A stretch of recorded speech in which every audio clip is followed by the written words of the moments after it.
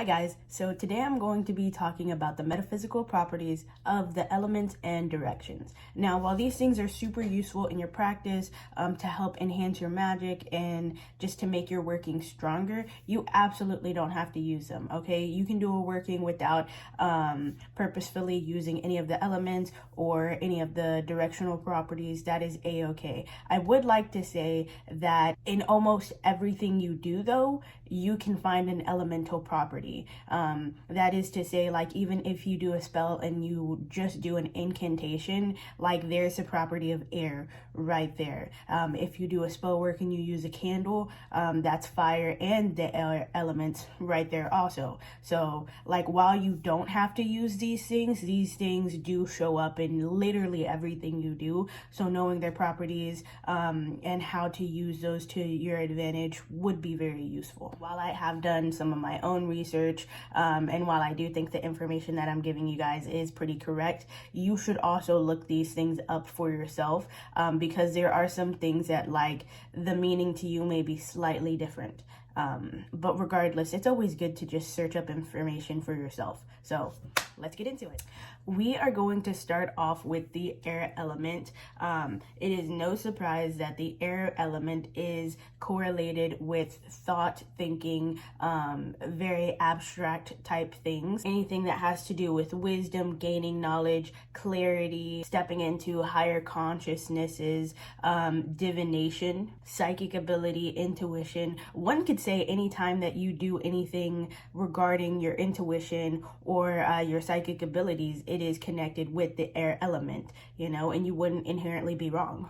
Another way to use the air element is visualization. Visualization is strongly tied to that element, and it's always good to work on your visualization skills regardless. When you sing, when you use incense, when you are writing anything down, you're also connecting with the air element. When you're communicating something, whether it be verbally or visually, though that is also using the air element. The direction of the east also correlates with the air element. Now, when you use directional properties in your magic, it's more of, okay, which way am I facing when I do this working or spell? Or you could literally call in that direction, be like, okay, I'm going to use the properties of the east in my working while you're doing the working. So that's just something to keep in mind. But the properties of the east are renewal, rebirth.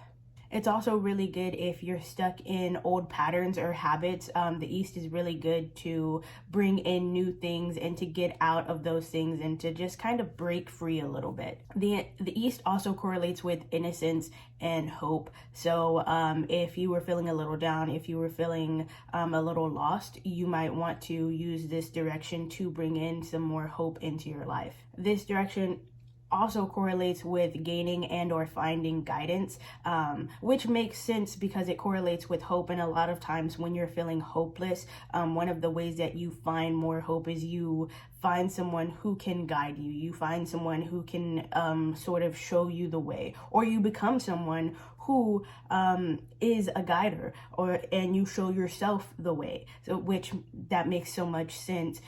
So like if you wanted to bring in like a spiritual teacher, if you wanted some more guidance, if you needed like a path to follow, some sort of direction, this element would also be really good for that. This direction is also really good for helping you deal with some of the struggles and difficulties that are being presented to you at the moment, which I feel like the hope, the guidance, the leadership, that all ties in together, because in order to deal with some of the struggles that are presented with you, you need a little bit of hope, you need a little bit of guidance, you need a little bit of direction. So they all kind of go hand in hand in my head at the very least. The next element that I'm going to be talking about is the earth element, and this is actually one of my favorite elements. And this element correlates with stability, foundation, structure, safety, comfort, It's very much connected to plants, nature, animals. Anytime you bring in any sort of plant or nature-based thing, you're bringing in the earth element. So if you bring in a rock to your working, if you bring in a tree stick into your working, any kind of herb, it could be associated with the earth element. The earth element is also really good for strength and courage. So if you needed to bring in more strength, if you needed to bring in more courage, this would also be a really nice element to bring in.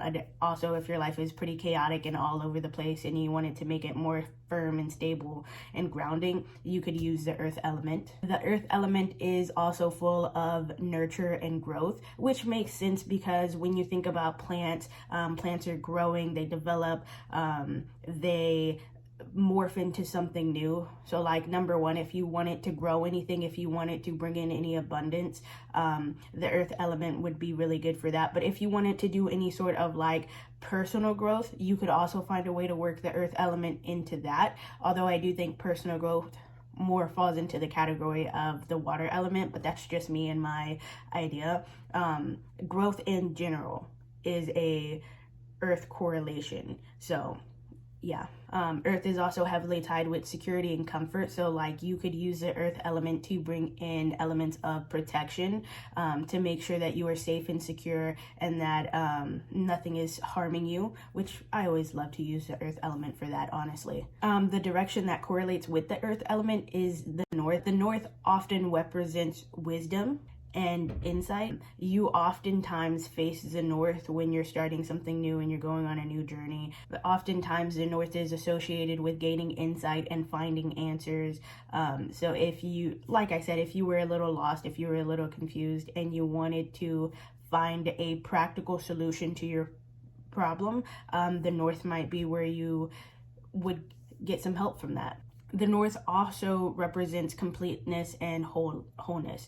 One way you could use this in your working is if you're trying to complete something, if you have a task and you're like, I know I'm partially done and I want to make sure that this thing gets completed, you could use the north to bring in some of that completeness, to bring in some of that wholeness. If you wanted to make yourself whole, if you wanted to make a relationship whole, you could also use the north for that. It also is associated with bringing in balance into your life. And it also encourages reflection and rediscovering who you are. The next element that I'm going to be talking about is the fire element.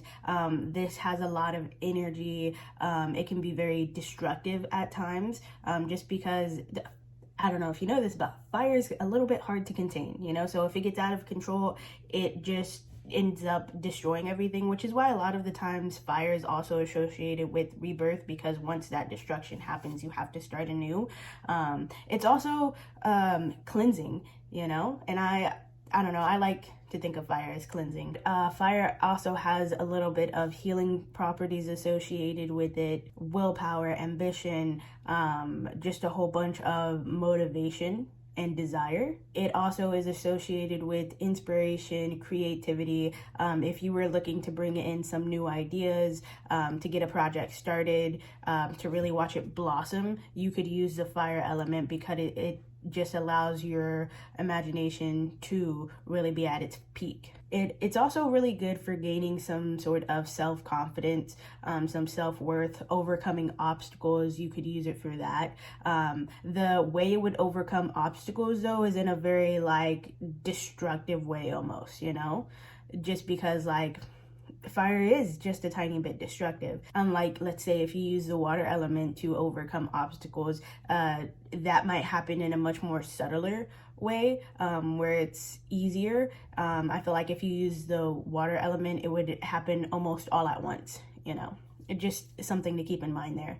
The fire element correlates with the south direction. The south direction correlates with emotions and passion, much like the fire element. But the south is also about self-control and expressing yourself in healthy ways, which is always a beautiful thing, because sometimes self-control can be a little bit hard. So if you're trying to contain yourself or establish more boundaries within yourself, the south direction might be the direction that you want to bring in. This direction also correlates with creativity and innovation and using your thoughts and imagination. Using this to bring in new ideas, to see things from a slightly different perspective would also be really nice. The last element that I'm going to be talking about is water. Now, I'm a huge fan of using water in like all of my workings. Like, I love using water. I find it very cleansing and purifying.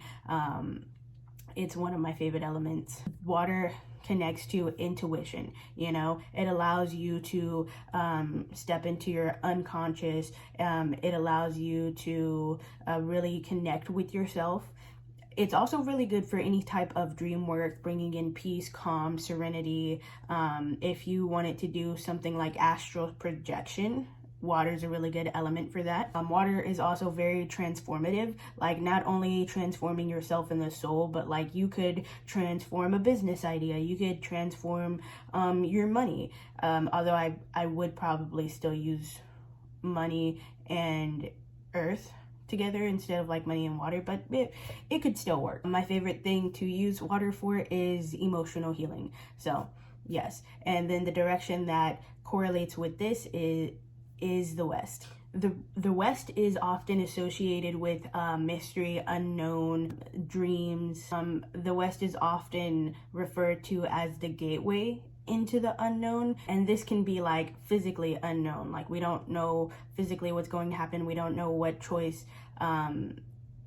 what's going to happen when we make this choice, or emotionally unknown. We don't know how we're feeling. We don't know how to express feelings, things of that nature. I would say a way to use this in your workings is if you were confused about something, or if you wanted something to be brought to light, you could probably use this direction and it might help. Or if you wanted to make something unknown and leave it as a mystery and kind of keep it hidden from people, whether that be emotions or something physical, like, okay, I'm going to hide this and I don't want anyone to see it, this would also be a really nice element to invoke. And so that's what I have to say about the elements and the directions. Hopefully you guys found this useful and you found it educational. I hope everyone has a beautiful, amazing rest of their day.